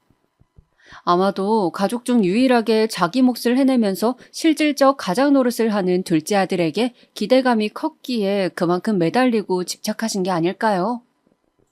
어떻게든 이름 있고 경제적으로 여유로운 집안과 결혼을 시키려 하고요. 하지만 아무리 자기 자식이고 핏줄이라서 아낄 수는 있다만 사람을 일일이 급을 매겨가며 저와 남자친구가 급 차이가 나서 안 맞는다고 하신 걸 보면 아무래도 현실을 너무 모르시는 것 같아요. 난 현실물 좀 모르고 눈만 높은 집구석이 답답하고 벗어나고 싶어서 어떻게든 결혼을 하려고 했던 거야. 그렇게라도 핑계를 대고 빠져나오고 싶었거든. 그런데 이렇게까지 나를 올가매는 걸 보니 그것만이 정답은 아니었나 보다. 아마 결혼했어도 똑같았을 것 같아. 오히려 우리가 이렇게라도 만나는 게 기적인 걸까? 지금 보면 무슨 저런 드라마 대사 같은 말을 하지 싶지만 그 당시 저는 체념한 듯한 남자친구가 안타깝고 안쓰러워서 꼭 껴안아 주었어요. 제가 당했던 지난번의 수모도 잊은 채 남자친구가 다시 행복을 찾을 수 있게 도와주겠다고 호기롭게 약속했죠. 남자친구는 제 품에 안겨서 눈물을 흘리며 연신 고맙다는 말만 했습니다.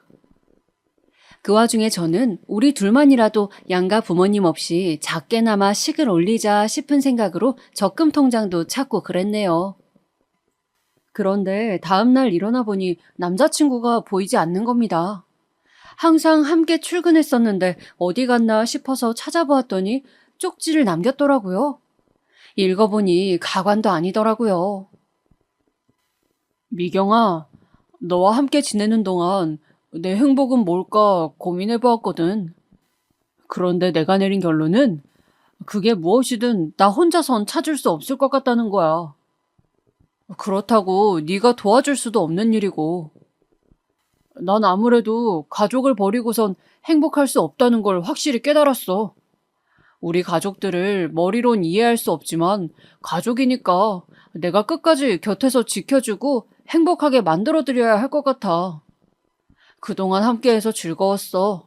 너도 네가 사랑하는 사람들 곁에서 행복을 찾길 바랄게. 위로랍시고 건넨 저의 말에 남자친구는 내가 아닌 가족을 떠올린 거였더라고요.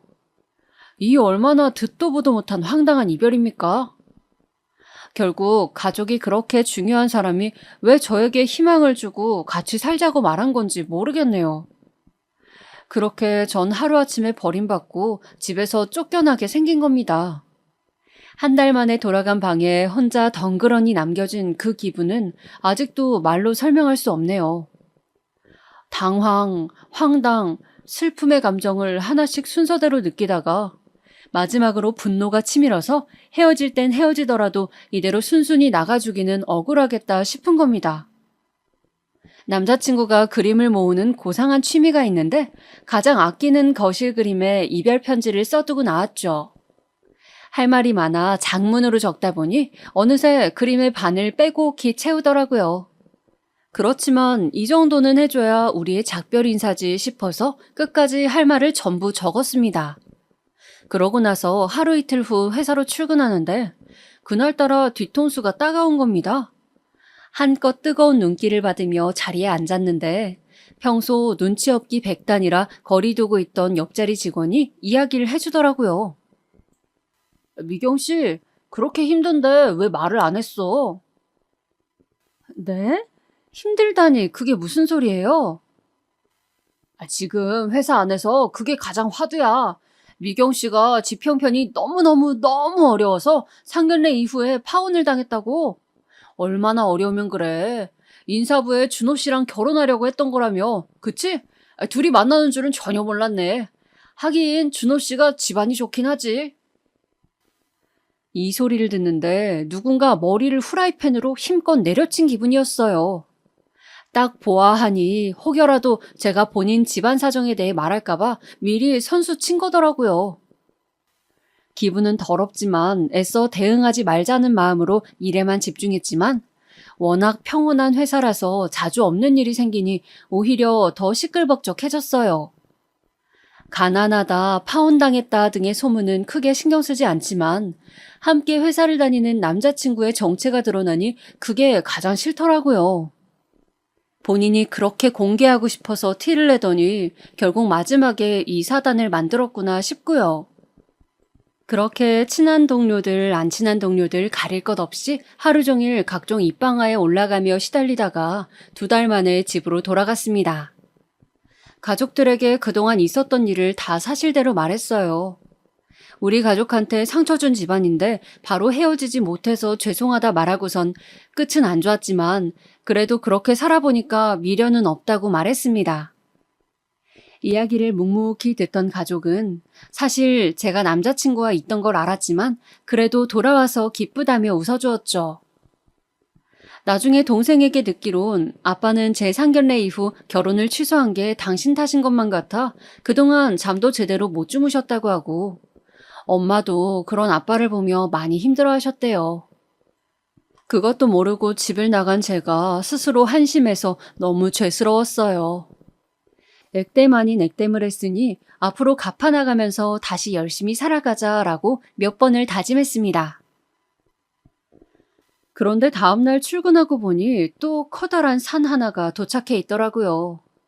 제 책상 근처로 사람들이 몰려있는 겁니다. 다가가서 보니 남자친구 집 거실에 걸려있던 그림이었어요. 제가 쓴 이별 편지에 또 답장을 적어서 회사 사람 모두가 볼 수 있도록 친히 제자리에 갖다 둔 겁니다. 정말이지 지극정성이죠?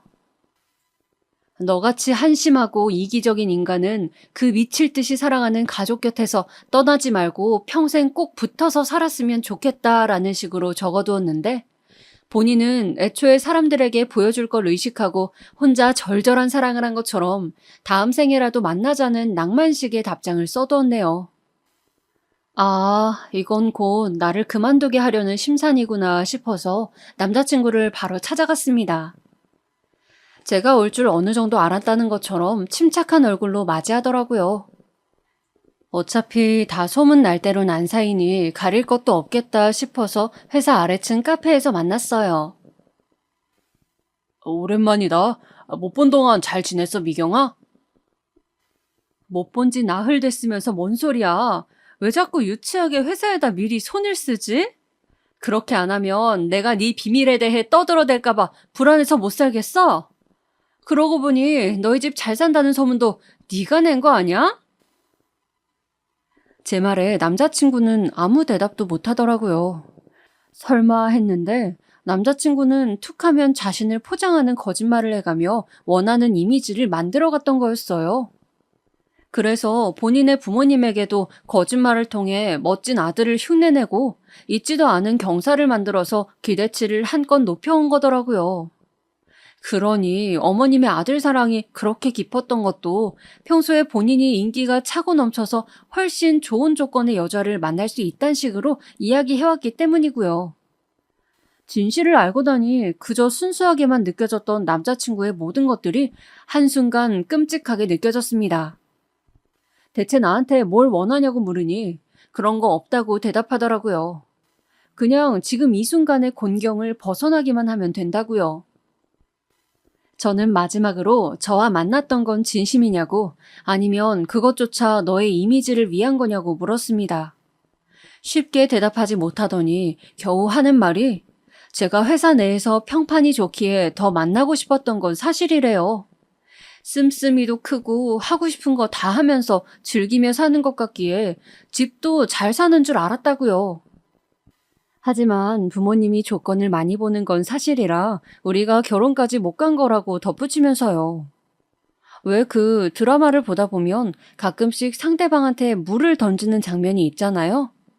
아무리 허구라도 해도 어떻게 공공장소에서 저러냐면서 현실성 없다고 생각했는데 이제 보니 그 정도면 약과였어요. 전 물컵을 아예 얼굴에 세게 던지고 싶은 걸 꾹 참았습니다. 그리고선 알겠다고 하고 이제 날 좀 내버려두라고 말한 채 자리에서 일어섰어요. 그랬더니 남자친구가 마지막은 아름답게 이별하자면서 악수하자고 손을 내밀더라고요.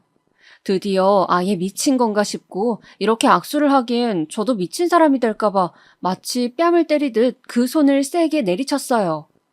정신 차리라는 의미로요.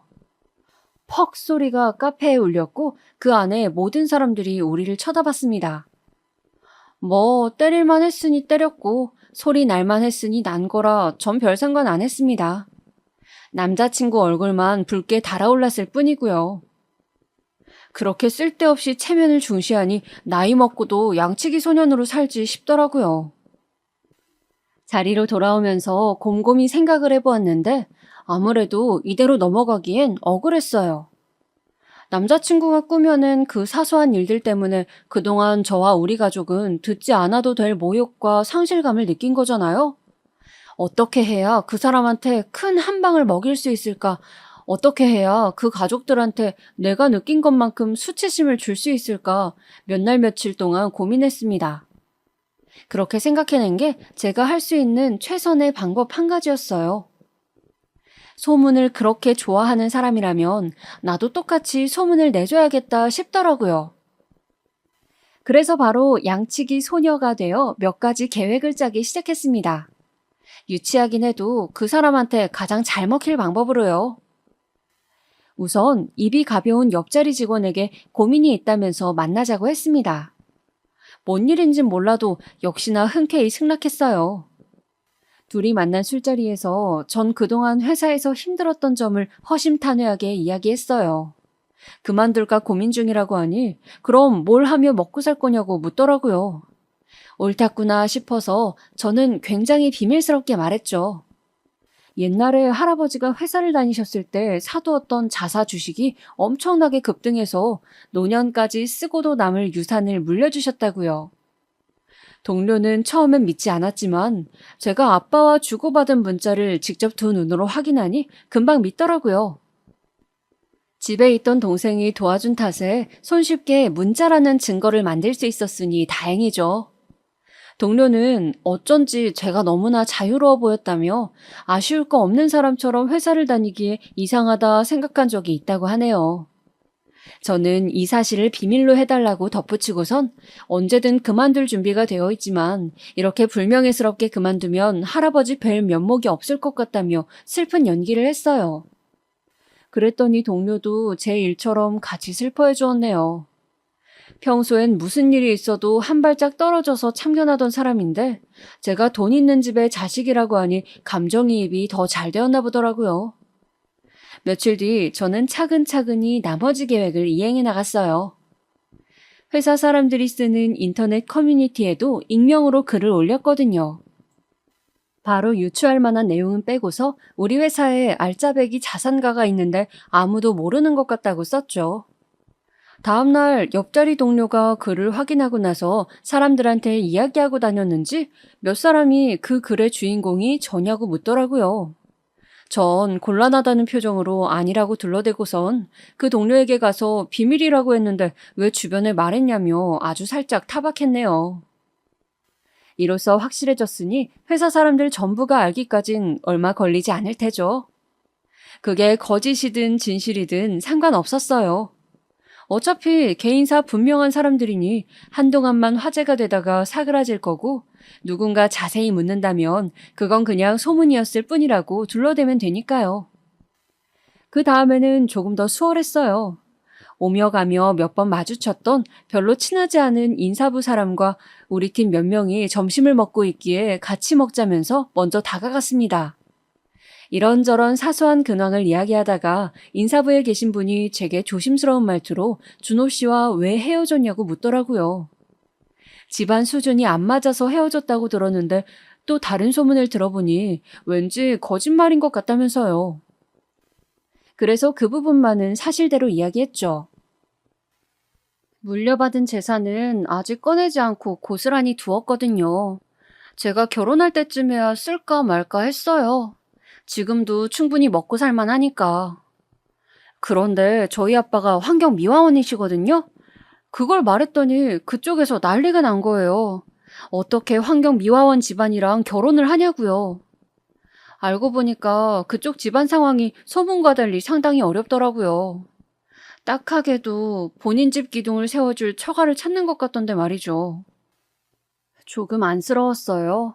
환경미화원을 비하하면서 상스러운 언행을 일삼는데 얼마나 힘들면 사람이 저렇게 될까 싶고 참 그래요. 이렇게 이야기하고 있는데 우리 팀 사람이 그럼 혹시 저번에 밥 먹으러 갔을 때 만난 아주머니가 준호 씨 어머니냐고 묻더라고요. 생각해보니 그 단골 음식점에서 어머님과 말싸움을 벌이고 있었을 때 우리 팀 사람들이 옆에서 듣고 있었거든요. 제가 기분이 너무 안 좋아 보여서 자세히 묻지는 않았다고 했지만요. 본인이 들은 게 맞다면서 어떻게 사람이 그러냐고 맞장구 쳐주는 사람들 덕분에 오랜만에 속이 좀 뻥 뚫리는 기분이었습니다. 세상에서 제일 재밌는 남의 집 싸움 이야기를 신나게 듣던 인사부 사람은 밥을 먹자마자 돌아갔네요. 일이 생각보다 커질 듯 했지만 제 예상보다 더 재미있어지기에 자꾸만 웃음이 터지는 걸 꾹 참았습니다. 그리고 정확히 사흘 뒤 전 남자친구가 집 앞으로 저를 찾아왔습니다. 처음엔 씩씩거리면서 왔지만 제 얼굴을 보자마자 뻔뻔함을 좀 자각한 건지 화를 가라앉히더라고요. 그러면서 사람들한테 자기 사정 이야기했냐고 묻기에 나는 너처럼 거짓말 안 하고 과장도 안 하고서 있는 그대로 말했다고 했어요.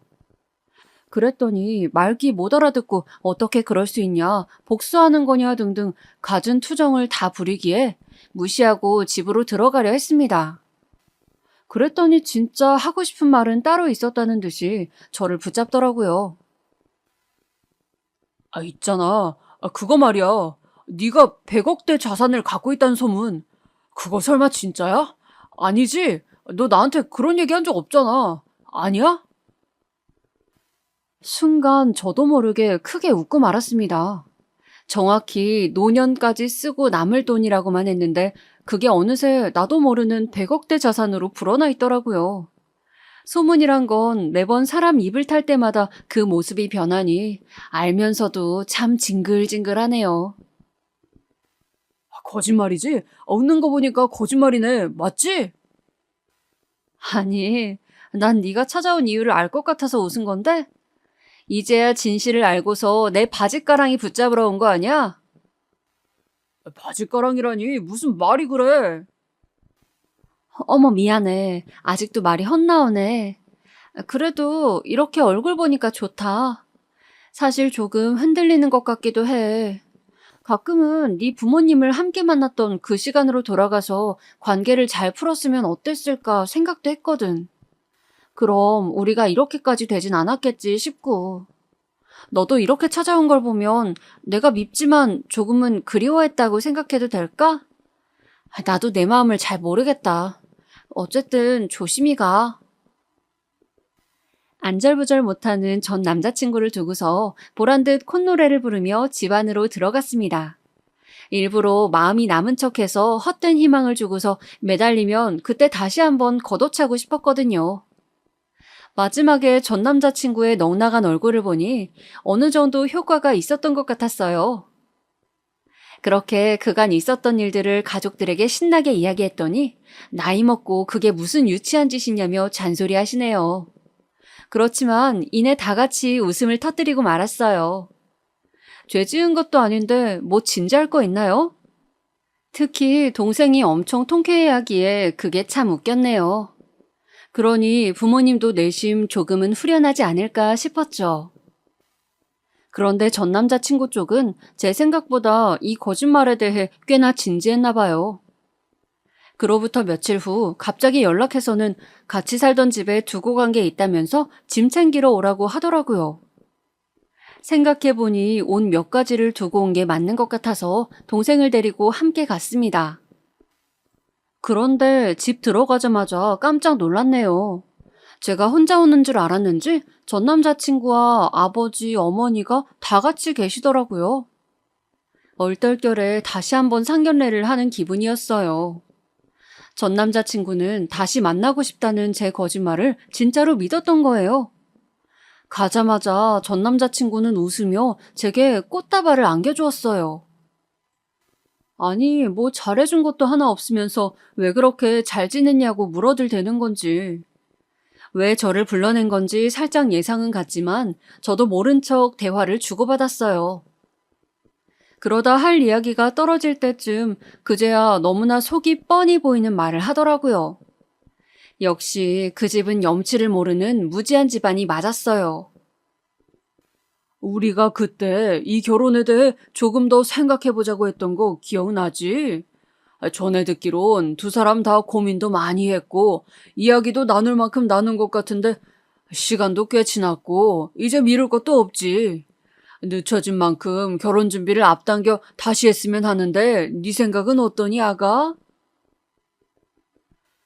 우선 깊게 이야기하기 전에 먼저 사과해 주세요. 저희 아빠 직업 폄하하고 집안을 욕하셨던 거요. 사과 없이는 전 한마디도 할 수 없어요. 그래, 뭐 그때는 본의 아니게 미안했다. 하지만 다시 말하는데 분명 오해였어.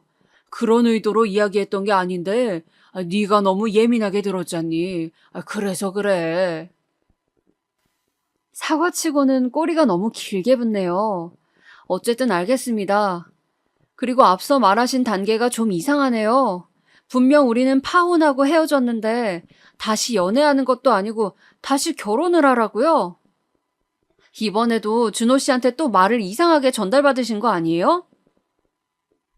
그랬더니 그쪽 부모님이 적잖이 당황한 듯 말을 흐리시더라고요. 본인들이 무언가 착각한 게 있나 싶은 표정이었어요. 이번엔 전 남자친구도 크게 당황하여 저를 말리던데 그 모습을 보니 정말로 거짓말을 한 게 맞는 것 같았습니다. 제 말을 오해한 것에 더해서 우리가 절대 헤어질 수 없는 연인인 것처럼 아주 소설을 써놨더라고요. 뭐야? 정말로 또 지어낸 거야? 그 버릇 언제 고칠래? 이번엔 또 뭐라고 말씀드렸는데? 조금만 더 노력하면 예전으로 돌아갈 수 있을 것 같다고? 아니면 내가 아직도 널 기다리고 있다고? 내가 언제 너랑 다시 만난다고 했어? 제발 그만 좀 하자. 그놈의 돈 보고 이러는 거 뻔히 아는데 그래도 최소한 사람답게 살아야지. 한 집안이 다 나이값 못하고 살면 어떡해? 아가, 너 말하는 투가 어른한테 그게 뭐야? 아직도 우리한테 오해가 있는 것 같은데 흥분하지 말고 일단 앉아서 이야기하자. 두 사람이 저를 억지로 붙잡고 앉히려 하자 반항할 틈도 없이 끌려가는데 동생이 갑자기 미친 듯 달려들더니 그 가족에게서 저를 떼어내어 주었습니다. 그렇게 목청이 좋은 건 처음 봤어요. 이거 놔! 우리 언니 놓으라고! 어딜 그 더러운 손을 대? 인간도 아닌 것들이! 처음 보는 동생의 모습에 당황했지만 얘도 그동안 옆에서 제가 당해온 험한 꼴을 보면서 얼마나 답답했을까 싶어서 그냥 큰소리치게 내버려 두었죠. 아버님, 어머님, 만나서 반가웠습니다만 저 이만 가볼게요. 이제 와서 저를 붙잡으시려는 것 같은데 이미 많이 늦어서요. 쓸데없이 후회하진 않았으면 좋겠네요. 그리고 아들이 30 넘도록 거짓말하는 버릇은 꼭 매를 들어서라도 고치셔야겠어요. 우리 아빠가 말하길 사람이 버린 쓰레기는 치울 수 있어도 쓰레기 사람은 치우기 힘들다고 했거든요.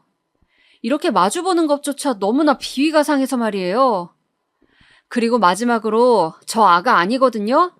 그럼 가볼게요. 그 말을 끝으로 그렇게 그 가족과는 완전히 이별할 수 있게 되었습니다. 모든 연락을 차단하고 제 인생에서 아예 지워버리기 위해 갖은 애를 다 썼어요. 그래도 조금은 복수했다는 마음에 통쾌했지만 한편으로는 씁쓸함이 크더라고요.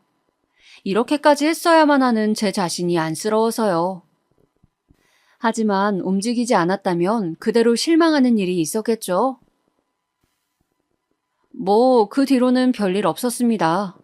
어쩌다 보니 제가 먼저 회사를 그만두었는데 얼마 안 돼서 그 사람도 그만두었다고 하더라고요. 본인은 이 직장에 평생 뼈를 묻을 거라고 얘기해 왔었는데 무슨 연유로 그만둔 건지 정확히는 모르지만 아마도 회사 사람들 눈이 따가워서 그랬던 거겠죠. 그 후로 어떻게 됐는지는 알고 싶지도 않아서 굳이 찾아보진 않았네요. 아마도 새로 직장을 구하더라도 그 나쁜 버릇을 고치지 않으면 또다시 힘들어질 텐데 말이죠. 전 남자친구도 그의 가족분들도 예전보다는 조금 더 사람답게 인간성을 지키며 살아가고 있길 바랄 뿐이에요. 제가 일을 그만둔 건 거짓말 때문이거나 다른 껄끄러운 이유는 아니에요. 예상치 못하게 아주 거한 액땜을 하면서 지쳤던 시간들을 스스로 보상해주기 위해서 조금 쉬고 싶었거든요. 아무리 불같은 저여도 이번 일은 참 지난하고 고생스러운 시간들이었거든요. 저에게도 소중한 직장이었던 터라 그만둘 때 눈물이 찔끔 나긴 했지만 분명 저에게 더 알맞은 일이 따로 있지 않을까 싶어요. 당분간은 아무 생각 없이 특히 연애와 결혼 생각은 일절 금지한 채 나를 위해서만 즐기고 누리고 빚진 이들에게 은혜를 갚으면서 올 한 해도 보람차게 보내려고 합니다. 여기까지 저의 다사다난한 사연이었습니다. 혹시 끝까지 읽느라 피곤하셨나요? 그렇다면 이거보다 더 재미있는 일이 여러분의 오늘 남은 하루 중에 생길 거라 살짝 예언해봅니다. 그럼 올 한 해도 원하시는 일 하면서 즐겁게 마무리하셨으면 좋겠네요. 봐주셔서 감사합니다.